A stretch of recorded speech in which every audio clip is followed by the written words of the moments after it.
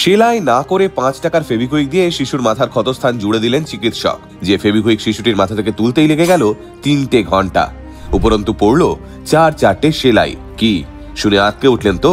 দুর্ভাগ্যবশত আঁতকে উঠলেও এটাই সত্যি। এই লজ্জাজনক ঘটনাটি ঘটেছে উত্তরপ্রদেশের মেরঠের একটি বেসরকারি হাসপাতালে। ইতিমধ্যেই ওই হাসপাতালের ডাক্তারের বিরুদ্ধে থানায় অভিযোগ দায়ের করেছেন শিশুটির পরিবার। তাই আসুন আল্টিমেট মোটিভেশনের আজকের এই ভিডিওতে আমরা জেনে নিই ঠিক কি ঘটেছিল শিশুটির সঙ্গে। চিকিৎসকেরা আমাদের মতো সাধারণ মানুষের কাছে নিতান্তই সৃষ্টিকর্তার দূত, কিন্তু সেই চিকিৎসকদের বিষয়ে যখন এইরকম নির্বুদ্ধিতার অভিযোগ ওঠে তখন সত্যি অবাক হওয়া ছাড়া আমাদের আর কোনো উপায় থাকে না। মেরঠের জাগৃতি বিহারের বাসিন্দা সর্দার জসপিন্দর সিং। সম্প্রতি জসপিন্দর সিং সংবাদ মাধ্যমের কাছে জানিয়েছেন তার ৫ বছরের ছেলে বাড়িতেই খেলছিল। খেলতে খেলতে কোনোভাবে বাচ্চাটির মাথা টেবিলের ধারে ঠুকে যায়। বেশ জোরেই লেগেছিল বাচ্চাটির, আর তাই মাথা ঠুকে যাওয়ার সঙ্গে সঙ্গেই বাচ্চাটির কপাল থেকে গলগল করে রক্ত বেরোতে শুরু করে। একরত্তি বাচ্চার ওই রকম অবস্থা দেখে আর এক ফোঁটাও দেরি করেননি জসপিন্দর সিং এর পরিবার।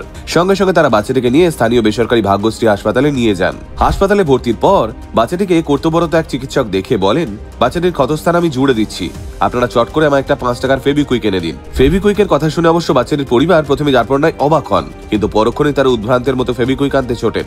আসলে তারা সেই সময় বাচ্চাটির অবস্থা দেখে তাল জ্ঞান সব হারিয়ে ফেলেছিলেন, তাই প্রথমে বুঝতে পারেননি যে সত্যি সত্যি ওই চিকিৎসক ফেভিকুইক দিয়ে তাদের ছেলের ক্ষতস্থান জুড়তে চলেছেন। এরপর তারা ফেভিকুইক কিনে এনে চিকিৎসকের হাতে তুলে দেন, আর তারপর দেখেন ওই চিকিৎসক সত্যি সত্যি ক্ষতস্থানে ফেভিকুইকের প্যাকেট খুলে ফেভিকুইক বের করে লাগাচ্ছেন। এরপর জসপিন্দর সিং এর পরিবার এই পুরো ঘটনায় রীতিমতো উদ্ভ্রান্তের মতো হয়ে পড়েন এবং ওই চিকিৎসক এমনভাবে তাদের ব্রেন ওয়াশ করে বুঝিয়ে ছেড়ে দেন যে তারাও ডাক্তারের বিরুদ্ধে কোনো রকম প্রতিবাদ না করেই ছেলেকে নিয়ে বাড়ি চলে আসেন। এদিকে বাড়িতে আসার সঙ্গে সঙ্গে শিশুটি যন্ত্রণায় ছটফট করতে শুরু করে। এরপর ওই পরিবারের তরফ থেকে চিকিৎসককে ফোন করা হয়। ওই চিকিৎসক স্পষ্ট জানিয়ে দেন বাচ্চারা নার্ভাস হয়ে গেছে, তাই কাঁদছে, একটু পর যন্ত্রণা কমে গেলেই ও চুপ করে যাবে, চিন্তার কোনো কারণ নেই। আর এভাবেই বাচ্চাটি সারা রাত যন্ত্রণায় ছটফট করে, যা দেখে বাড়ির লোকের হুঁশ ফেরে এবং তারা বাচ্চাটির অবস্থার অবনতি দেখে তড়িঘড়ি তাকে নিয়ে পরদিন সকালে লোকপ্রিয় হাসপাতালে যান। সেখানে গিয়ে চিকিৎসকেরা বাচ্চাটিকে দেখে সর্বপ্রথম বাড়ির লোককে বলেন, আপনারাও কি চিকিৎসকের মতো বোধ জ্ঞান সব হারিয়ে ফেলেছেন? আপনাদের বাচ্চার ক্ষতস্থানে ফেভিকুইক দিয়ে জুড়ে টাকা নিয়ে ছেড়ে দেওয়া হলো, আর আপনারা কিছুই বললেন না। এরপরেই পরিবারের লোকের হুঁশ ফেরে এবং ওই লোকপ্রিয় হাসপাতালেই বাচ্চাটির ক্ষতস্থানে ৪টি সেলাই পড়ে। শুধু তাই নয়, সেই ক্ষতস্থান থেকে শুধু ওই ফেভিকুইক তুলতেই চিকিৎসকদের সময় লাগে ৩টে ঘন্টা। লোকপ্রিয় হাসপাতালের চিকিৎসকেরা জানান আর কিছুক্ষণ পরে এলে বাচ্চাটির হয়তো আরো বড় কোনো বিপদ ঘটে যেতে পারত, এমনকি ফেভিকুইকের আঠা তরল হয়ে বাচ্চাটির চোখেও চলে আসতে পারত। এরপর মেরঠের ওই ভাগ্যশ্রী হাসপাতালের বিরুদ্ধে অভিযোগ দায়ের করেন শিশুটির পরিবার। যদিও এই ঘটনার সত্যতা স্বীকার করে নিয়েছেন মেরঠের chief medical officer Ashok Kataria. ইতিমধ্যেই তদন্ত শুরু হয়েছে।